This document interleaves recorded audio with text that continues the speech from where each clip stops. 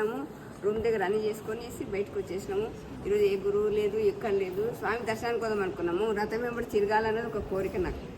రాను రాను చేతలో కాదు మనకి ఈ టైము. నాకు మళ్ళీ నెలకు కూడా ఎట్లుంటో మనకు తెలియదు. మీరు అన్నట్లు ఇప్పటిదాకా అన్నారు కదా, నెక్స్ట్ డే ఏమవుతుందో తెలియదు కదా. అట్లా నేను బలవంతంగా వచ్చేసిన. ఒక్కదానే సరే రావాలనుకొని అక్కడి నుంచి వచ్చేసిన తర్వాత ఇక్కడికి వచ్చినాక దర్శనానికి పోదాం అనుకున్నా. వద్దు ఏంది అని నేను మళ్ళీ ఇక్కడ నిలబడి ఇక్కడ చూస్తున్నాను. లోపలికి వాళ్ళు రానియారు. ఏంది స్వామి ఇట్లా వచ్చి ఏది ఇక్కడ ఎక్కువ ఏంది ఇట్లా ఏమి ఇదైతే లేదు స్వామి.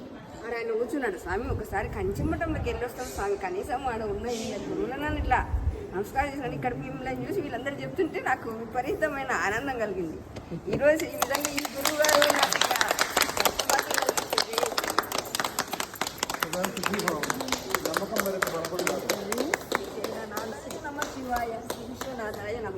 సర్వం మీరే. ఇదే అరుణాచలంలో జరిగింది.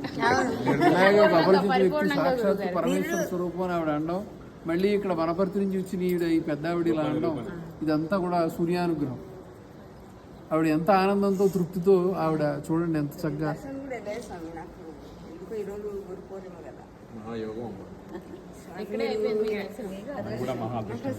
లోన్కి వచ్చేసి వీళ్ళందరూ ఇంటి ఎవ్వరు లేరు, బయట ఎవరు ఏమి శబ్దంగా అనిపించింది. ఇక్కడ వచ్చింది అసలు ఏమి మాయ కదా. స్వామి ఈశ్వర శ్రీశైలనాథాయ తండ్రి కాశీ విశ్వనాథ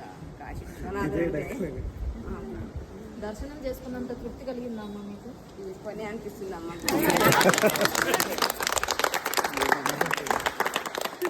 నీ నమ్మకం ఏ నమ్మకం తెలియదు. ఏ భగవానుడు నీకు ఈ మాట పలికించాడు కానీ ఎంత గొప్ప నమ్మకం అమ్మ బాబు. నీకు చాలా నమ్మకం. చెప్పండి అమ్మా.